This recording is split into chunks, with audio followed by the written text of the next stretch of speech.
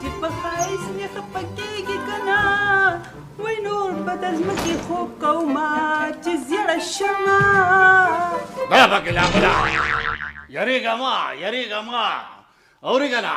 وایم واقعي چې زمانه ډېره بدله شوه وایم هغه چې څوک د شا په شمار کې نو هغه اوس په ډومبي کتار کې ټوپونه وایي او چې په ډومبي کتار کې وغاړو څوک په شمار کې نه راولي بابا جانه دا د شمار او قطار ته ترتیب بیا چا بې ترتیبه کړی دا د بختورې تور خبره دې کومه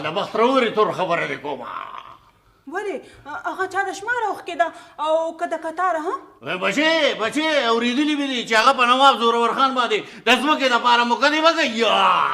بابا جانه د کوم نواب شهسوار خان چې ته زوی که نه بختوره ترور د هغه لور ده که نه او چې کوم کار په رضا نه کېږي نو خلک بیا د زور زبردستۍ لارې خپلوي دلکش بچې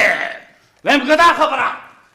خبره ما ته بل چا کړې وې که نه نو اوس به مې بلې دنیا ته ټرانسفر کړی وو خو افسوس چې ته په ما باندې ډېره ګران یې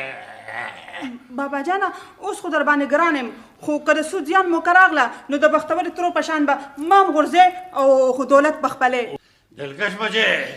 د خپل حد نموده وایم د نوابۍ شرکشۍ کې داسې ډېرې رشتې د مونږ خاندان لمبه کړي دي زه خپلې کمرې ته ځم بابا جانه کمره خو دې دې خوا ده که نه ښه دې خوا راخوا شه یاره بابا جانه خو ټول موټ دې هله ګډوډ کړو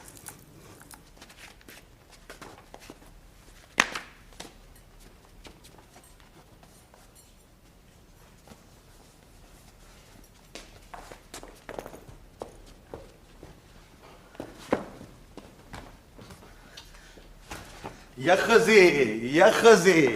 ما درته ویلي و که نه چې دا وړې ګرانه ده چې شړې شي خو ته نه منې کېدې ګوره نواب صاحب دې کرینه او ته شنه کېږي هغه دې حق نه مني او ته ورته وایې چې نه دراني وتله یا داستان ګله خدای ته وګوره نوره مې په زخمونو مالګې مه دوړوه تا ته پته زه د چا پروا نه کوم خوروانې کې نو خو ما ته پته ده چې ته په تلکارۍ کې خوروانه کې داسې نوې خبره خو نه ده ځکه خیري خوروانه پروا سودا ماړې سودا به راوړو بله وخت دی دا ته څه وې یاره خو زه څه وایم او دا سرینده مې څه وایي نو ولې زبیده پکې څه وایي او زما که منې که نه د زبیدې ومنه ځکه چې ستا ډېره خوږه ملګرې ده داستان ګله وایم چپ شه چپ څه شی چپ شو غم ماڼې هغه پټیمانو باندې چې دیوال را پرېوتی و هغه یاد دی هغه به خامخا چپ شوي یا خدای توبه یا الله توبه دا وجه وه دا شپه نو ما کله ویلي دي چې ورځ ده یا ښځې نظر مې ټیک دی خو مازغر هله ستا د ناخوالو لږ خوځولي دي د کله نه چې زه ریټایر شوی یم که نه نو په یو ډېر لوی امتحان کې ګیر یم اوم تا ته ګورم اوم ستا منم او ستا اورم زما څه چې ته خو د هېچا هم نه اورې هی ښځې هغه وایي که نه وایي غوږونه مې هم دغه وبس چې تا وخوړو جانانه که نه دا غوږونه مې نه دي نه دا لږ ډېر خوځېدلي دي او د څه سره ستا د دې تاویلي ماویلي سره